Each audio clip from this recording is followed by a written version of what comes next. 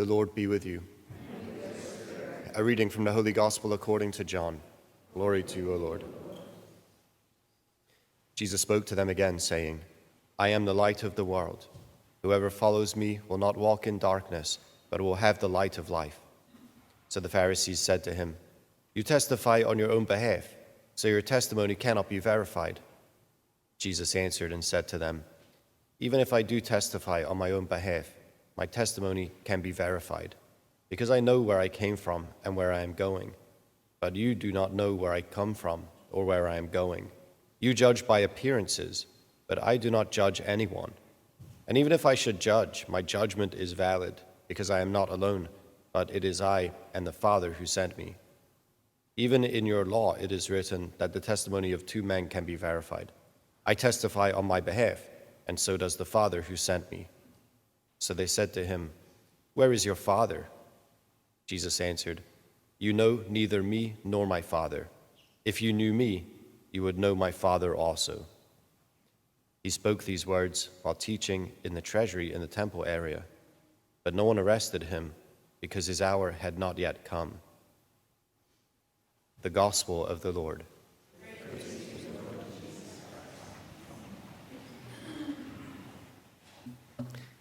Yeah, very good. The first reading is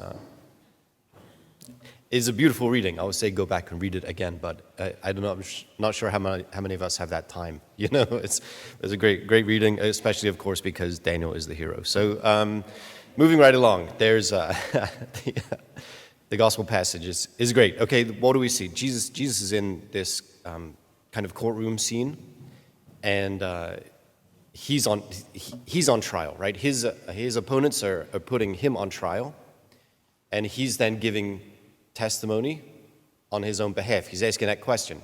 The law demands two witnesses. Can he give testimony in his own case?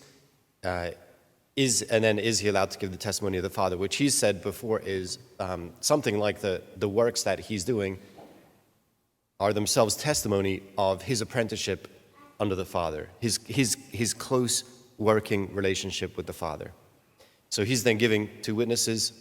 They don't seem terribly pleased about that. But what happens is we see a reversal here.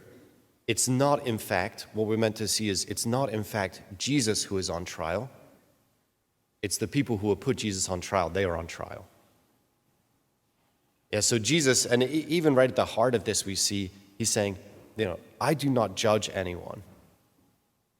But even if I should judge, my judgment is valid, and then so on and so forth, because he has him and his Father. So he has his two witnesses speaking on his own behalf and then the Father. But he does not judge anyone. What does this mean? It means that Jesus doesn't see his mission primarily as mission of judgment. He has come to shine God's light into the world. But judgment comes when those who do not want to receive that light or would prefer darkness, really of any sort, find themselves kind of their deeds, I don't know, their thoughts, their words, their deeds, their lives, not being in accordance with that light. That's where judgment comes in.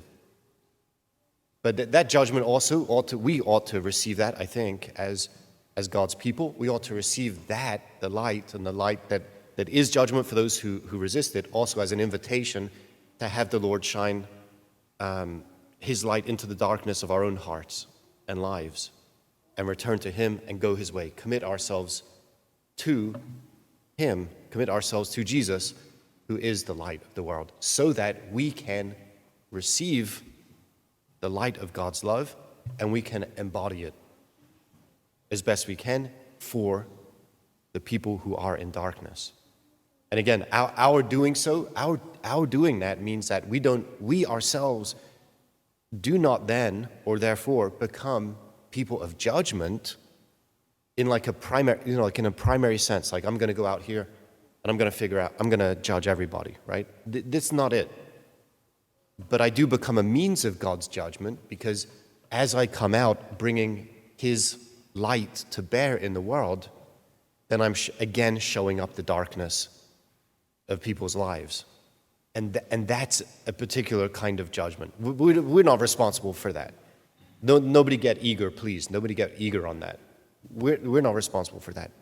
But God will use us to shine his light. That's the point. So we have to commit today. This is the point of the passage. We have to commit ourselves to receiving that light, to allowing it to penetrate us, shine brightly in us, and in even illuminating the dark corners of our hearts and lives. And then we have to become vehicles of it. We want to bring his light to bear in the world. And the way that we do that is, I think, chiefly through holiness of life and through our commitment to Jesus, who himself is the light of the world. If we're not connected to Jesus,